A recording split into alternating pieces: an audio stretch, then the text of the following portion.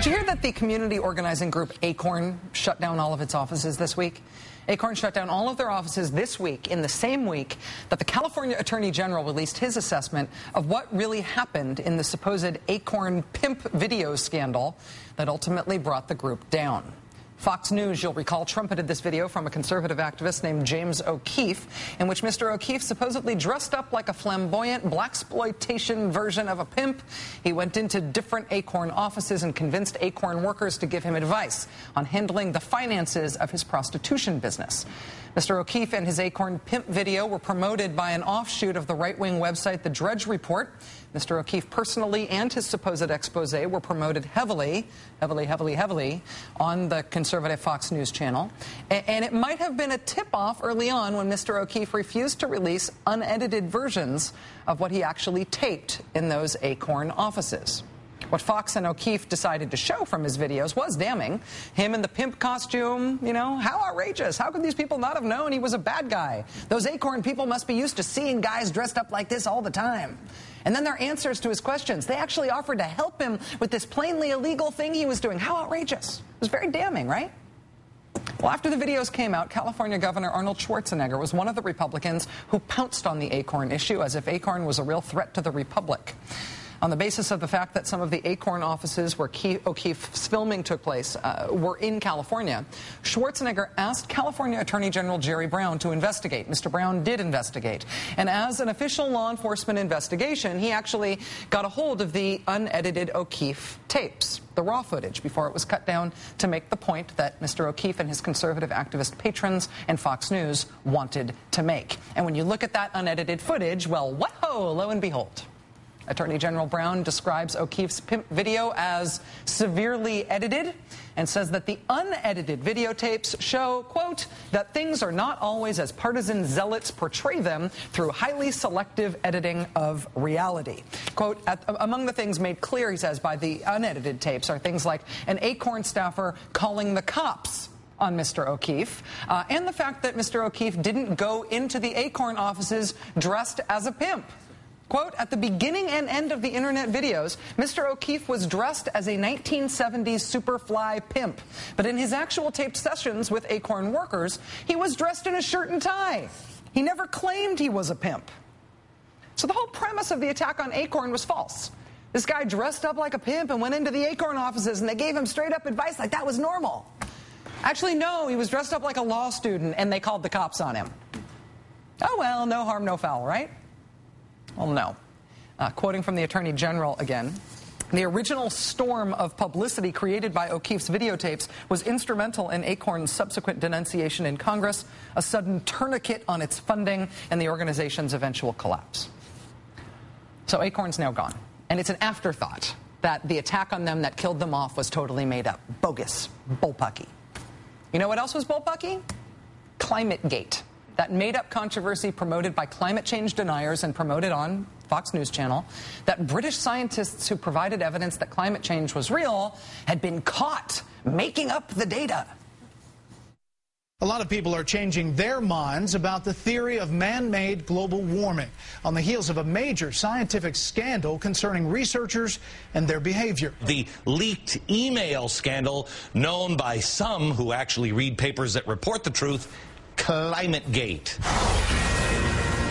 Continuing fallout from ClimateGate. Is it about to save America's economy? Hacked emails from scientists preaching global warming found to be full of hot air. The climate change emails uncovered at the University of East Anglia shed serious doubts on the science of global warming. These are the types of things that maybe you're not hearing from the mainstream media.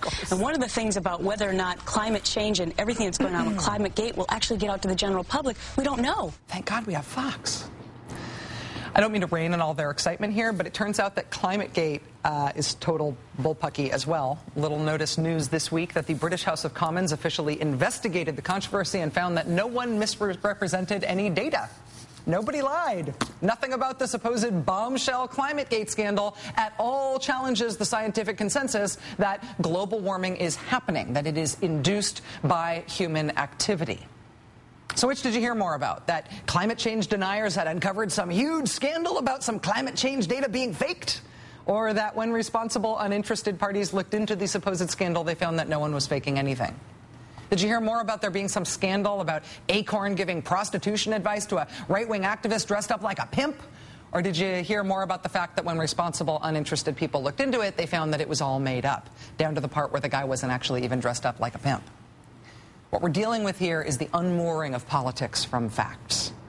The activists pushing the Acorn scandal knew it was fake. After all, they faked it. But it made a political impact anyway, so they win, right? The ClimateGate scandal, not an actual challenge to the homogenous consensus of decades of climate science, but it could have a political impact, so go for it. It might work. It's the triumph of fake politics. Outrage or advantage gleaned from stuff that's not real. And who cares if it's not real if it has a political impact? When Republicans complain that President Obama is using recess appointments, they're faking it. Because if they really had a real concern about recess appointments, they wouldn't have been fine with them when George W. Bush used them. The recess appointments outrage is bull. Republicans are faking their outrage over there being an individual mandate in health reform, too. It's a Republican idea. Republicans are faking their outrage over terrorism suspects being read their Miranda rights. They had no problem with that when it was done by the previous administration. That fake outrage is bull. Same goes with the Republican outrage over civilian trials for terrorism suspects. If you weren't outraged over the shoe bomber getting a civilian trial, that's proof that your purported outrage over the underpants bomber getting a civilian trial is bull. Republicans are faking their outrage over the stimulus. You can tell because when they go to their home districts, they admit that it's working great. Their Washington outrage over the stimulus bill is bull. The anti-Acorn crusade was bull. ClimateGate was bull. Repealing health reform is bull. The lawsuits against health reform are bull. The death panels, bull. The president's secretly foreign and doesn't have a birth certificate, bull. Fear of the census is bull. Supposed threats to end the Second Amendment, bull. The claim that thousands of armed IRS agents are going to be stormtroopers to enforce health reform, it's bull. The administration taking away the right to go fishing, it's bull. Scott Brown saying I'm running against him is even bull. It's made up. It's bull. It's bull. It's not real politics. Let them eat fake. These are not real problems to worry about and work on as a country, right? But there's more bang for the political buck to make stuff up like this than to try to debate real problems in the real world. So just go with the bull. The Atlanta Journal-Constitution reports today that billboards against Obama are popping up in the Atlanta area right now. They say things like, "Stop Obama's socialism," and "Now it's personal." CNN has hired a contributor who said on his radio show yesterday that he'd pull a shotgun on any census worker who came to his home. A group calling itself the Guardians of Free Republics has sent threatening letters to dozens of governors, telling them to resign from office or else. Dissent is not the aberration in a democracy. Dissent is the norm. Our political vitality depends on dissent. No one expects that a president is going to have the whole country agree with his actions and his priorities. Nobody expects Americans to share the same political opinions. But has there ever been a time when we shared so few political facts? Let's argue. Let's have the great American debate about the role of government and the best policies for the country. It's fun. It's citizenship. It's activism. It makes the country better when we have those debates. And your country needs you. It needs all of us. But two things disqualify you from this process. You can't threaten to shoot people, and you have to stop making stuff up.